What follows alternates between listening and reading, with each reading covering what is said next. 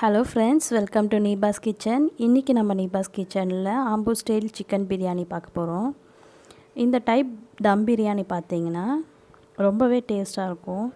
And நம்ம cooking procedure இதில் கொஞ்சம் மாறுபடும். இதில் கீயோ இல்லை பச்சை மிளகாவோ இல்லை மிளகாத்தூளோ யூஸ் பண்ண மாட்டாங்க. ரொம்ப லெஸ்ஸான ஸ்பைசஸ் வச்சு செய்வாங்க. வாங்க எப்படி செய்கிறதுன்னு வீடியோக்குள்ளே போய் பார்க்கலாம். தேவையான பொருட்கள் பார்த்துடலாம். 1.5 கப் போல் சீரக சம்பா ரைஸ் கழுவிட்டு ஊற வச்சுருக்கேன். ஒரு அரை மணி நேரம் ஊற வச்சுக்கோங்க. 4 வெங்காயம் மெலிசாக நீட்டாக கட் பண்ணி வச்சுருக்கேன். 3 தக்காளி கட் பண்ணிக்கோங்க. Oil 100 ml. சிக்கன் 300 கிராம் எடுத்திருக்கேன். 300 இல்லை 350 கிராம் எடுத்துக்கோங்க. எலுமிச்சப்பழம் சின்னதாக 1, 3 டேபிள் ஸ்பூன் அளவுக்கு பூண்டு அரைச்சி வச்சுருக்கேன். இஞ்சும் அதே அளவுக்கு அரைச்சி வச்சுக்கோங்க. 10லேருந்து 12 காஞ்ச மிளகாவை சுடு தண்ணியில் ஒரு 15 நிமிஷம் போல் ஊற வச்சு விதைலாம் எடுத்துகிட்டு அரைச்சி வச்சுருக்கேன். கொஞ்சமாக தண்ணி ஊற்றி. இந்த காஞ்ச மிளகா பார்த்திங்கன்னா குண்டாக இருக்கும் இல்லைங்களா, அந்த காஞ்ச மிளகா தான் அரைச்சி வச்சுருக்கேன். நம்ம பிரியாணிக்கு காரம் இதிலேருந்து தான் கிடைக்க போகுது. ஸோ உங்களுக்கு ஏற்ற மாதிரி நீங்கள் அரைச்சிக்கோங்க. ஒரு 4 பட்டை, 10 கிராம்பு, ஒரு 7 ஏலக்காய் எடுத்து வச்சுருக்கேன். 100 ml தயிர், புதினா அண்ட் கொத்தமல்லி கொஞ்சம். வாங்க ஃபஸ்ட்டு அரிசிக்கு உட வச்சுக்கலாம். ஏன்னா நம்ம சாதம் தனியாக வடித்து தான் போட போகிறோம். குக்கரில் எண்ணெய் காய வச்சுருக்கேன். லைட்டாக காஞ்சதும் 2 டீஸ்பூன் தயிரை ஆட் பண்ணிக்கோங்க. கொஞ்சம் சிம்மில் வச்சுட்டு ஆட் பண்ணுங்கள், இல்லைன்னா தெறிக்கும். நல்லா இது கொஞ்சம் ஃப்ரை ஆகட்டும். இந்த மாதிரி நீங்கள் பண்ணும்போது நல்ல டேஸ்ட்டும் ஃப்ளேவரும் கிடைக்கும் பிரியாணிக்கு. அடுத்து நம்ம எடுத்து வச்சுருக்க ஹோல் மசாலா சேர்த்துக்கலாம்.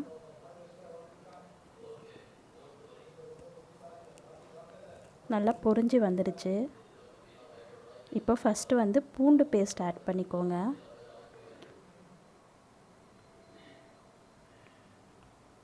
பூண்டு நல்லா ரோஸ்ட் ஆகி வரணும். இந்த மாதிரி வந்ததும் இஞ்சி பேஸ்ட் ஆட் பண்ணிக்கலாம்.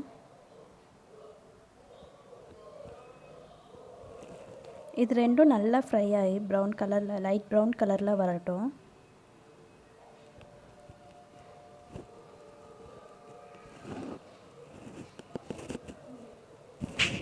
இஞ்சி பூண்டு ரெண்டுமே நல்லா ஃப்ரை ஆகி வந்துருச்சு. இப்போ ஆனியன் ஆட் பண்ணிக்கலாம்.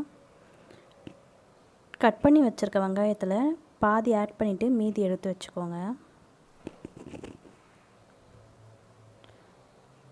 தேவையான அளவு உப்பு போட்டுக்கோங்க. நான் சாதம் வடிக்கும் போது உப்பு போடலை. ஸோ மசாலாவில் தான் ஃபுல்லாக உப்பும் போடணும். பாதி தக்காளி ஆட் பண்ணிக்கோங்க. அதாவது கட் பண்ணி வச்சுருக்க பாதி தக்காளி, மீதியை எடுத்து வச்சுக்கோங்க. நல்லா எண்ணெய் பிரிஞ்சு வதங்கி வந்துடுச்சு. இப்போது கொஞ்சம் புதினாவும் கொத்தமல்லியும் ஆட் பண்ணிக்கலாம்.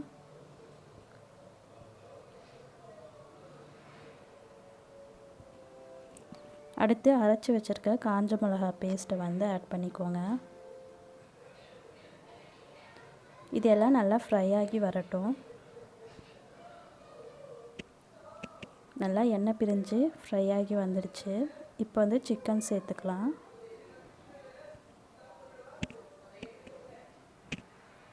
எப்போவுமே பிரியாணிக்கு எலும்பு எல்லாமே கலந்த மாதிரி வாங்கிக்கோங்க. அப்போ தான் நல்லா டேஸ்ட் இருக்கும். ஓப்பனில் வச்சு கொஞ்ச நேரம் ஃப்ரை பண்ணிக்கோங்க. ஒரு 2 மினிட்ஸ் போல் ஃப்ரை பண்ணால் போதும்.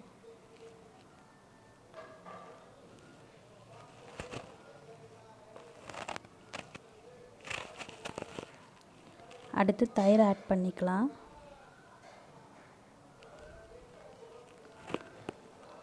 தயிர் ஆட் பண்ணுறதுனால ரொம்ப சாஃப்டாக வேகும் சிக்கன். நான் சின்ன பழன்றதுனால ஃபுல்லாக பிழிகிறேன். நீங்கள் பெருசாக எடுத்துருக்கீங்கன்னா பாதி எலுமிச்சப்பழம் இருந்தால் போதும். இப்போ மீதி இருக்க வெங்காயத்தையும் தக்காளியும் ஆட் பண்ணிக்கலாம்.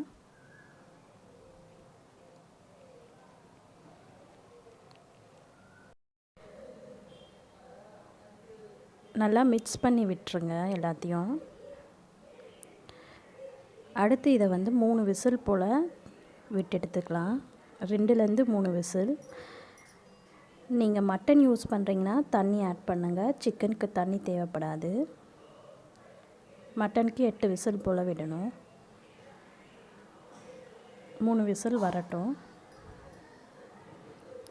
சாதம் வெந்துடுச்சு.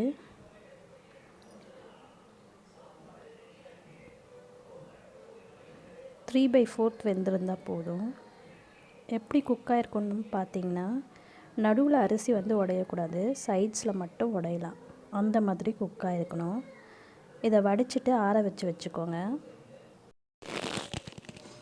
அடுத்து குக்கர் விசில் வந்துருச்சு, திறந்து பார்த்துடலாம்.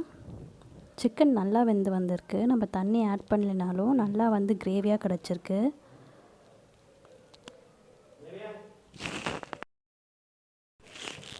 அடுத்து தம் போட்டுக்கலாம். இதிலேருந்து பாதி கிரேவி எடுத்துருங்க.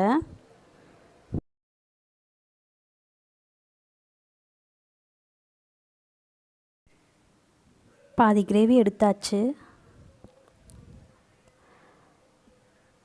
வடித்து வச்ச சாதம் பாதி ஆட் பண்ணிக்கோங்க. எனக்கு வந்து பிரியாணி சாஃப்டாக வேணுன்றதுனால நான் வந்து கிரேவியில் கொஞ்சம் தண்ணி இருக்கும் போதே ஆட் பண்ணுறேன். உங்களுக்கு கிரேனியாக வேணும்னா நீங்கள் கொஞ்ச நேரம் கிரேவியை வந்து ஃப்ரை பண்ணிவிட்டு அதுக்கப்புறமா ஆட் பண்ணுங்கள்.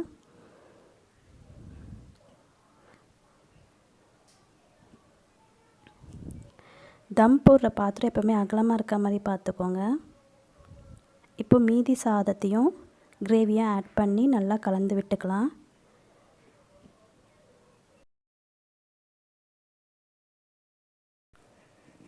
ஃபுல்லாக நல்லா ஈவனாக ஸ்ப்ரெட் ஆகிற மாதிரி மிக்ஸ் பண்ணிக்கோங்க.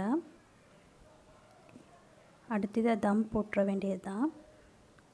கொஞ்சமாக கேசரி பவுடர் சாதம் வடித்த தண்ணியில் கலந்து சேர்த்துருக்கேன், ஆப்ஷனல் தான். புதினா கொத்தமல்லி மேலே கொஞ்சம் ஆட் பண்ணிக்கோங்க. ஒரு தோசைக்கல் நல்லா வந்து சூடு பண்ணிவிட்டு இந்த பாத்திரத்தை மேலே வச்சுருங்க. தட்டு போட்டு மூடிட்டு